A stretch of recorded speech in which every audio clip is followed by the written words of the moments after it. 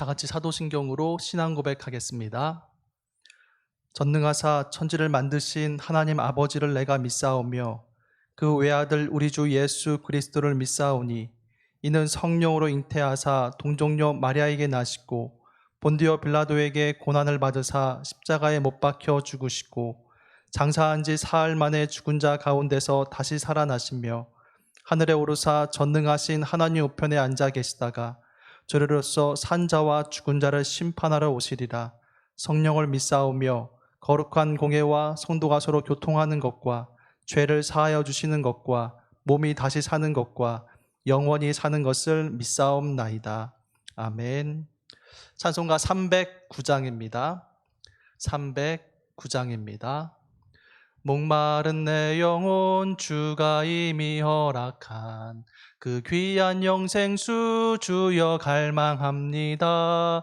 그 약속 따라서 힘써 간구하오니 오 주여 내 기도 어서 들어주소서. 예수의 사랑 예수의 사랑 바닷물 결같이 내게 임하니 영광의 물결에 온전히 쌓여서 내 영혼의 기쁨 한량 없도다. 주 내게 약속한 금비 내려주시려 은혜의 저 구름 건너편에 떠올라 그 귀한 징조가 내게 밝히 보이니 나 힘을 다하여 주께 간구합니다. 예수의 사랑 예수의 사랑 바닷물 결같이 내게 임하니 영광의 물결에 온전히 쌓여서 내 영혼의 기쁨 한량 없도다. 은혜의 소낙비 지금 흡족히 내려 구원의 큰 강물 흘러차고 넘쳐서 내 주한 모든 죄 모두 씻어버리니 나 지금 은혜를 충만하게 받았네. 예수의 사랑 예수의 사랑 바닷물 결같이 내게 임하니 영광의 물결에 온전히 쌓여서 내 영혼의 기쁨 한량 없도다.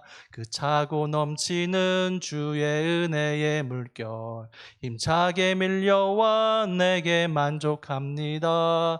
오 할렐루야로 주를 찬송하오니 내 마음의 기쁨이 항상 충만함이라. 예수의 사랑 예수의 사랑 바닷물 결같이 내게 임하니 영광의 물결에 온전히 쌓여서 내 영혼의 기쁨 한량 없도다. 아멘. 이 시간 함께 나눌 말씀은 역대하 4장입니다. 역대하 4장 말씀 구약 659쪽에 있습니다. 우리 1절부터 11절까지 함께 읽겠습니다. 솔로몬이 또 노스로 제단을 만들었으니 길이가 20규빗이요 넓이가 20규빗이요 높이가 10규빗이며 또 노스를 부어 바다를 만들었으니 지름이 10규빗이요 그 모양이 둥글며 그 높이는 5규빗이요 주위는 30규빗 길이의 줄을 두를 만하며 그 가장자리 아래에는 돌아가며 소 형상이 있는데 각 규빗에 소가 10마리씩 있어서 바다 주위에 둘렸으니 그 소는 바다를 부어 만들 때에 두 줄로 부어 만들었으며 그 바다를 롯세 황소 12마리가 바쳤으니 3마리는 북쪽을 향하였고 3마리는 서쪽을 향하였고 3마리는 남쪽을 향하였고 3마리는 동쪽을 향하였으며 바다를 그 위에 놓았고 소의 엉덩이는 다 안으로 향하였으며 바다의 두께는 한 손 너비만 하고 그 둘레는 잔 둘레와 같이 백야파의 모양으로 만들었으니 그 바다에는 3,000 밭을 담겠으며 또 물두멍 10개를 만들어 5개는 오른쪽에 두고 5개는 왼쪽에 두어 씻게 하되 번지에 속한 물건을 거기서 씻게 하였으며 그 바다는 제사장들이 씻기 위한 것이더라. 또 규례대로 금으로 등잔대 10개를 만들어 내전 안에 두었으니 왼쪽에 5개요 오른쪽에 5개이며 또 상 10개를 만들어 내전 안에 두었으니 왼쪽에 5개요 오른쪽에 5개이며 또 금으로 대접 100개를 만들었고 또 대사장의 뜰과 큰 뜰과 뜰문을 만들고 그 문짝에 놋을 입혔고 그 바다는 성전 오른쪽 동남방에 두었더라. 후람이 또 솥과 부삽과 대접을 만들었더라. 이와 같이 후람이 솔로몬 왕을 위하여 하나님의 성전에서 할 일을 마쳤으니. 아멘. 솔로몬은 그의 통치 4년 2월 2일에 성전 건축을 시작했습니다. 역대하 3장에서는 성전의 크기와 지성소의 크기, 그리고 두 그룹과 두 기둥에 대해 기록하고 있지요.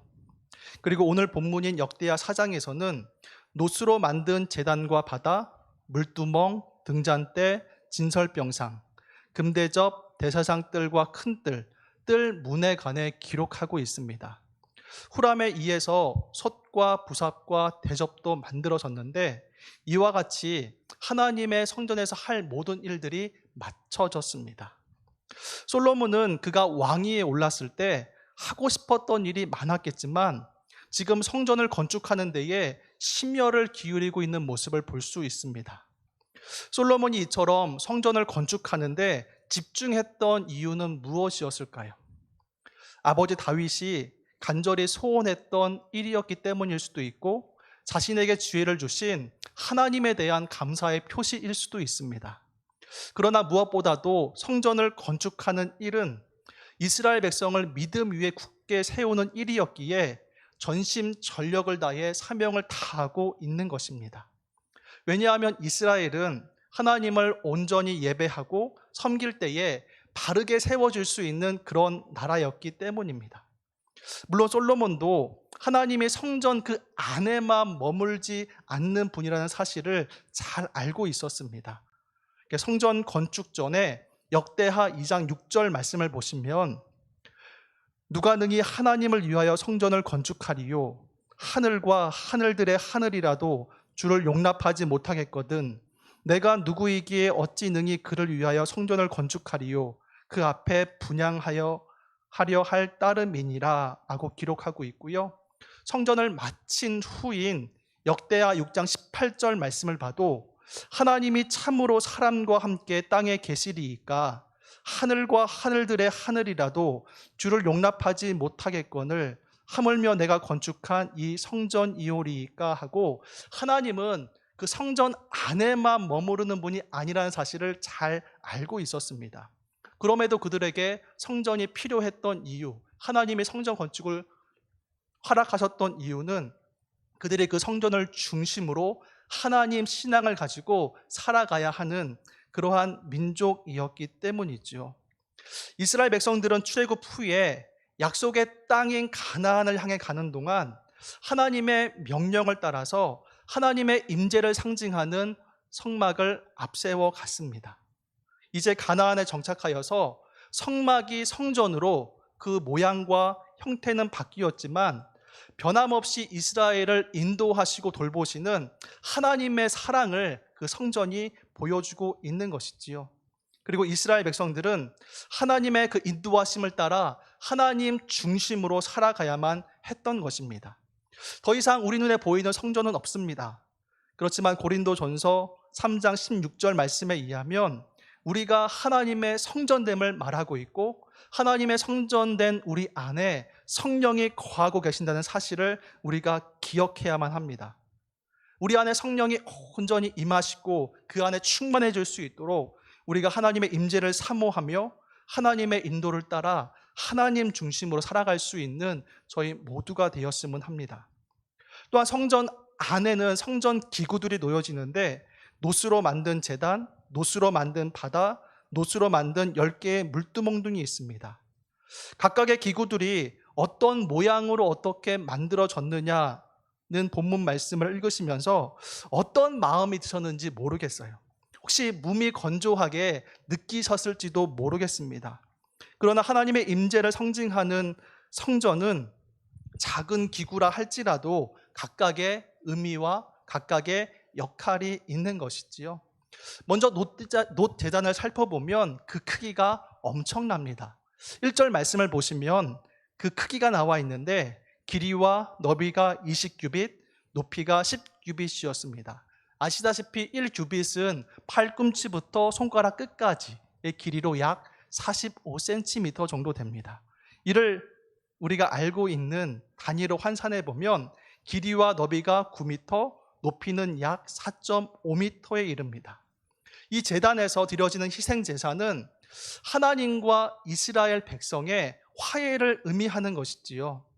끊임없이 하나님께 불순종했던, 또 하나님의 뜻을 거스렸던 이스라엘 백성들이 하나님과 그 멀어진 관계를 회복하는 것이 바로 이 성전의 기능이라는 것을 이야기해주고 있는 것입니다. 희생제사를 통해 제물의 각이 떠지고 또 가죽이 벗겨져 죽임을 당했듯이 우리 한 사람 한 사람이 그렇게 죽어 마땅한 죄인이라는 그 마음을 가지고 예배를 드린다면 우리와 하나님과의 관계는 날마다 새로워질 것이고 날마다 충만해질 줄로 믿습니다. 6절을 보면 물두멍과 바다에 대해 나와 있습니다. 6절 말씀 보시면 또 물두멍 10개를 만들어 5개는 오른쪽에 두고 5개는 왼쪽에 두어 씻게 하되 번제에 속한 물건을 거기서 씻게 하였으며 그 바다는 제사장들이 씻기 위한 것이더라. 물두멍은 드려지는 제물들을 씻는 용도였고 바다는 제사장들이 씻는 용도라는 사실을 알 수 있습니다.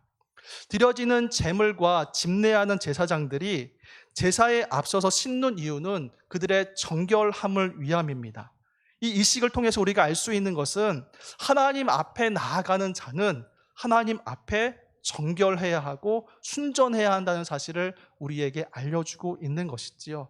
우리의 죄를 회개함으로 하나님 앞에 나아갈 때에 막힌 모든 담들이 허물어지고 주님과의 그 충만한 관계로 나아갈 수 있는 것입니다. 7절과 8절 말씀을 보면 등잔대 10개와 진설병상 10개가 나옵니다. 각 등계는 7개의 가지가 있고 7개의 등을 달 수 있었습니다. 또한 진설병을 올려놓을 수 있는 상도 빛이 되어 있었지요. 이 등잔대의 등불은 성전 안에서 저녁부터 아침까지 항상 밝힘으로 언제 어디서나 우리와 함께 하시는 하나님의 그 임재를 상징하는 것입니다. 또한 성전에서 제사를 드린 예배자들은 세상에서 빛된 삶을 살아가야 함을 우리에게 보여주는 것이지요. 그래서 에베소서 5장 8절 말씀을 보시면 너희가 전에는 어둠이더니 이제는 주 안에서 빛이라 빛의 자녀들처럼 행하라라고 하나님의 자녀된 우리들이 빛된 삶을 살아가야 할 것을 분명하게 말씀해 주고 있습니다. 그리고 작자 미상에 이런 문구도 있습니다. 당신은 누군가가 읽는 유일한 성경일 수도 있습니다. 무슨 말인가요? 세상 사람들은 예수 믿는 우리들의 행함을 보고 어떤 행실을 본다라는 그러한 이야기지요. 창세기 13장을 보면 아브라함의 목자들과 롯의 목자들이 다투고 또 결국에는 아브라함이 롯에게 선택권을 주어서 헤어지는 장면이 나오지요. 그 말씀 가운데 보면 가나안 사람과 브리스 사람도 그 땅에 거주하였는지라 라는 말씀이 나옵니다. 이게 무슨 말씀이냐면 하나님을 믿지 않는 사람들과 함께 거주하는 중에 그들 가운데 다툼이 있었다라는 것이죠. 또 다른 말로 하면 하나님을 믿지 않는 사람들은 하나님을 믿는 사람들이 어떻게 행동하는지 항상 유심히 지켜보고 있다라는 이야기일 것입니다. 우리의 예배가 생활이 되고 우리의 생활이 예배가 되어서 우리의 삶의 자리자리마다 하나님의 영광으로 가득하기를 소망할 수 있는 저희 모두가 되었으면 합니다. 하나님의 성전인 우리 안에 성령이 계시다는 사실을 분명히 기억하시고 하나님의 임재를 사모하며 하나님 중심된 신앙생활을 할 수 있는 저희 모두가 되었으면 합니다. 또한 우리 그리스도인들은 이 세상에서 빛으로 살아가야 하는데 우리가 머문 그곳마다 하나님의 영광으로 가득함으로 말미암아 빛된 예수 그리스도를 전하고 선포해 나아갈 수 있는 저희 모두 될 수 있기를 살아계신 예수님의 이름으로 축원합니다. 이 시간 우리 말씀을 붙잡고 함께 기도하기 원하는데요. 우리가 하나님의 성전이고 또 성령이 우리 안에 거하심을 늘 인식하고 또 우리 안에 있는 성령으로 말미암아 우리가 충만한 삶을 살아갈 수 있도록 함께 기도했으면 하고요. 또 세상 가운데 빛과 소금의 역할을 감당함으로 살아갈 수 있는 저희 모두 될 수 있기를 이 시간 합심하여 기도하도록 하겠습니다.